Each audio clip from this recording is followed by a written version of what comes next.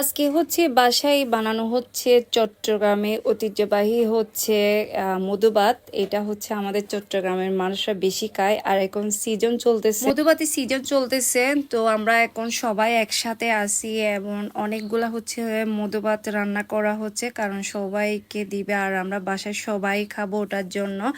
আর দেখতেছি মধুবাতের প্রচুর খরচ হয় আর কষ্টও আছে মধুবাত রান্না করার সময়।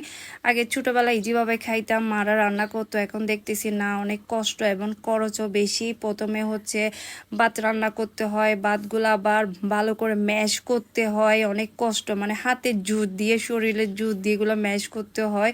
তারপর হচ্ছে বিনি চাউল দিতে হয়, তারপর প্রচুর চিনি লাগে, দুধ লাগে, ঘি লাগে, প্রচুর খরচ হয়। আমি চাচ্ছি যে মানে মধুবাতের বিজনেস করবো আর কি। আপনারা কি বলেন? মধুবাত যারা মধুবাত পছন্দ করেন সবাই মধুবাত আমার কাছ থেকে অর্ডার করতে পারেন যদি আপনারা চান আর কি। আমি মধুবাতের বিজনেস করা শুরু করে দিব। আর মধুবাত তো মাশাআল্লাহ অনেক সুন্দর হয়েছিল। ভিডিও দেখতে থাকুন, দেখতে পারবেন যে মধুবাতগুলো কী রকম সুন্দর হয়েছিল। খাইতেও কিন্তু অনেক মজা হয়েছিল, আমরা অনেক মজা করে খাইছি। দেখতে তো পাচ্ছেন প্রচুর কষ্ট হয় আর প্রচুর জিনিস লাগে, দেখতেই পাচ্ছেন। আমরা এখন সবাই আছি সেজন্য অনেকগুলা মধুবাত রান্না করা হচ্ছে। এটা হচ্ছে আমাদের চট্টগ্রামের ঐতিহ্যবাহী মধুবাত। আর কোন কোন জেলাতে আছে আমি তো জানি না।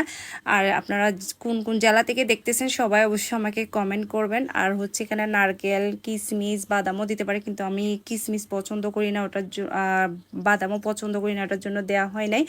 দেখতেই তো পাচ্ছেন মধুবাতগুলো কীরকম জর্জরা টাইপের হয়েছে। ওকে, সবাই ভালো থাকবেন, আল্লাহ হাফেজ।